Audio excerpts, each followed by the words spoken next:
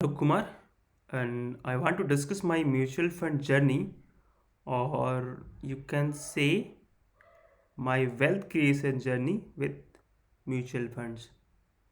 So, the second question will come to your mind or my mind is whether it is how can you say it's wealth creation? So, I can say two things.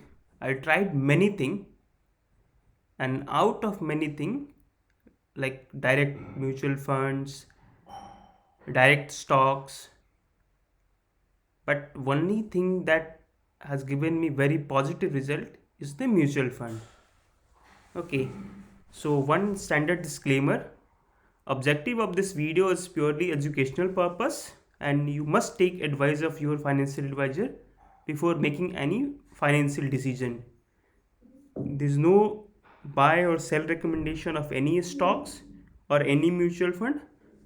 I'm just discussing my journey. So सबसे important ये है इसमें कि मेरे मेरे mind में मेरे दिमाग में ये ख्याल कब और कैसे आया। जैसे कि जब भी मैं किसी से मिलता हूँ तो जो भी उसमें बातें होती है तो लोग मुझे बोलते हैं आप मुझे बता दीजिए, गाइड कर दीजिए। मे बी मेरे जूनियर्स या sometimes seniors as well, seniors जो मेरे से 4-5 साल ज़्यादा एक्सपीरियंस रखते हैं। और वेरी इंपॉर्टेंट पार्ट ये है कि ये लोग वेल अर्नड है। मे बी 30 लाख का पैकेज है, किसी का 25 लाख का पैकेज है, किसी का 15 लाख का पैकेज है, किसी का 5 लाख का पैकेज है, डजेंट मैटर। सो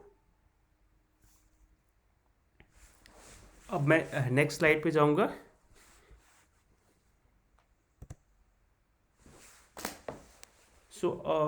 मैं ये डिस्कस करना चाहता हूँ कि सबसे पहले जो मैंने म्यूचुअल फंड चूज किया था वो था HDFC mutual fund, HDFC fund house का HDFC mid cap opportunity fund. And जो SIP मैंने स्टार्ट किया था वो 2017 में किया था, 11 दिसंबर 2017। अमाउंट जो था वो 1500 का था और करंट जो एलोकेशन है वो 2500 का है। मे बी अराउंड 22 या 23 मैंने अमाउंट इंक्रीज़ किया था। अब इस स्टोरी पे भी मैं आऊँगा कि ये अमाउंट इतना कम क्यों था और अभी भी इतना कम क्यों है। जब मैं चार्ट डिस्कस करूँगा, इसका चार्ट दिखाऊँगा आपको, तो आपको पता चलेगा कि ये अमाउंट इतना स्मॉल क्यों था उस पॉइंट ऑफ टाइम पे। जैसे कि मैंने बताया कि सबसे पहले मैं डिफरेंट आइटम्स ट्राई कर रहा था, लाइक डायरेक्ट स्टॉक्स।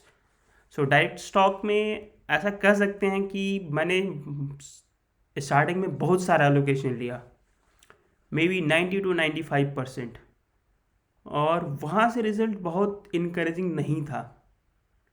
काफ़ी उसमें टाइम लग गया और जो रिटर्न जनरेट हुआ वो म्यूचुअल फंड से कहीं कम जनरेट हुआ। और लेटर ऑन मे बी 17 में मैंने स्टार्ट किया कि नहीं, अब इससे नहीं बन सकता है, तो सारा एलोकेशन मैंने म्यूचुअल फंड के तरफ शिफ्ट कर दिया।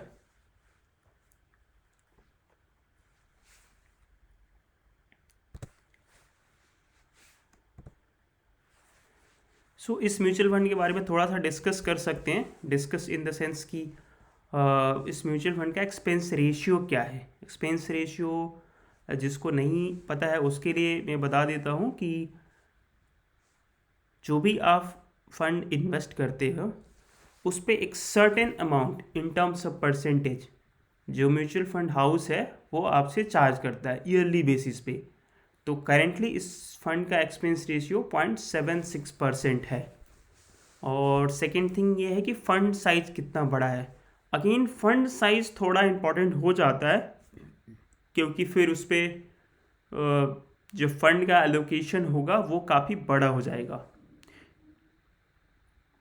किसी एक मतलब फंड, एक्चुअली ये फंड मैनेजर्स की थोड़ी प्रॉब्लम हो जाती है, बाकी हमारे लिए कोई इतना चिंता की बात नहीं है क्योंकि एज ऑफ नाउ आप जो भी देखोगे मार्केट में इतना रिटेल इन्वेस्टर्स ने इतना पैसा लगाया है कि सारे फंड का फंड जो AUM है, एसेट अंडर मैनेजमेंट है, वो काफ़ी ज़्यादा हो गया है।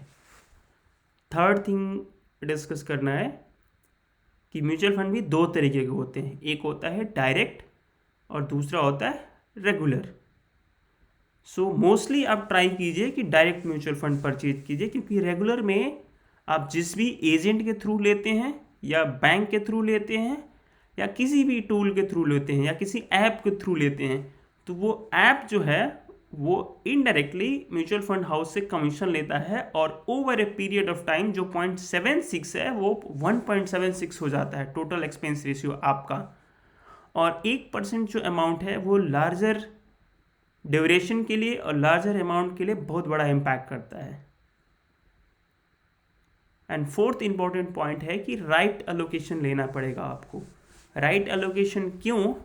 क्योंकि मैंने ये गलती की कि मैं बहुत कम एलोकेट किया, 1500 rupees.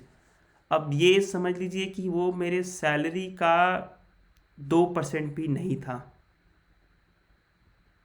At that point of time. जो 17 में मेरी सैलरी थी उससे कहीं ज़्यादा थी।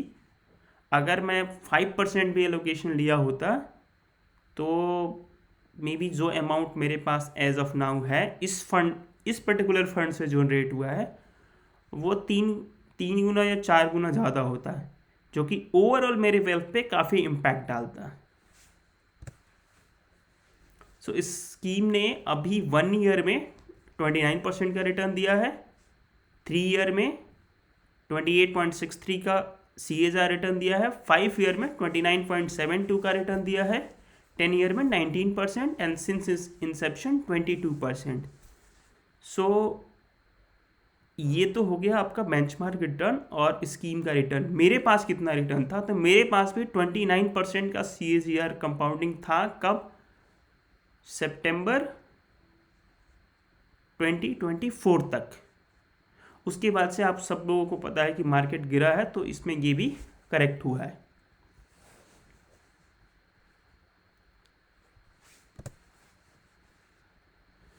यहाँ पे मैं बताऊंगा कि जब मैंने स्टार्ट किया था तो इसका NAV आपको यहाँ पे चार्ट पे दिख जाएगा कि 50 के आसपास था। एंड फर्स्ट आप देखो कि यहाँ 18, 19, 20 और क्लोज टू जनवरी 2021 फर्स्ट 4 ईयर में फ्लैट रिटर्न था। फ्लैट रिटर्न का मतलब कि कोई रिटर्न नहीं था, 2 से 3% का रिटर्न था। और मेरा काफ़ी डिफ़िकल्ट मुझे लगता था कि इससे बेटर तो मैं PPF में डाल देता, इससे बेटर तो मैं किसी FD कर देता, RD कर देता, कम से कम 8% का रिटर्न तो जनरेट होता। लेकिन सबसे जो की पार्ट है वो पेशेंस है आपका। अगर आपने पेशेंटली वेट किया तो रिज़ल्ट जो है वो फेनोमिनल होगा। आप एक्सपेक्ट नहीं कर सकते हैं उतना पैसा बन सकता है इसमें। पर अगेन टाइमिंग जो है वो बहुत इंपॉर्टेंट है। ऐसा नहीं कि आप आज डालें और अगर आपके पास टाइम है उतना, तभी आप कम से कम 5 से 7 साल का ड्यूरेशन हो तभी आप म्यूचुअल फंड में इन्वेस्ट करें। अदरवाइज उतना बेनिफिशियल नहीं हो सकता है आपके लिए।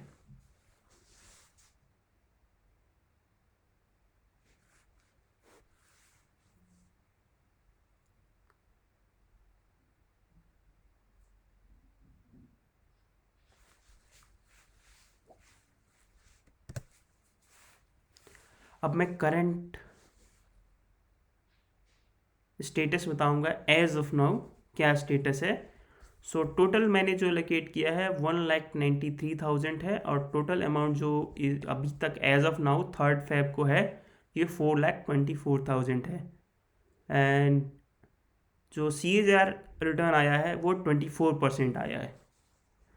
वो इसीलिए आया कि फर्स्ट 4 ईयर में बहुत कम रिटर्न था और NAV जो इस पर्टिकुलर फंड का जो NAV था वो इंक्रीज ही नहीं हुआ।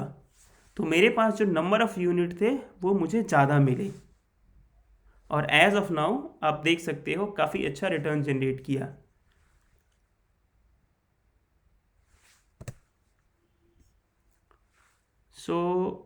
नाउ क्वेश्चन ये है कि अगर आप में से किसी को म्यूचुअल फंड स्टार्ट करना है तो आप कैसे करोगे।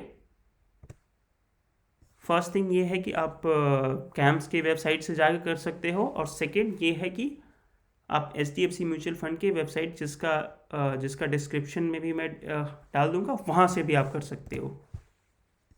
ये कैंप्स की वेबसाइट है, यहाँ पे आप अपना प्रोफाइल बना सकते हैं। And thank you very much. अगर आपको कोई क्वेश्चन है तो आप कमेंट बॉक्स में कमेंट कर सकते हैं। और once again I will give you the disclaimer कि अगर आप कोई भी डिसीजन लेना हो तो आप अपने म्यूचुअल फंड एडवाइज़र या अपने फाइनेंशियल एडवाइज़र से ज़रूर पूछें। Thank you very much.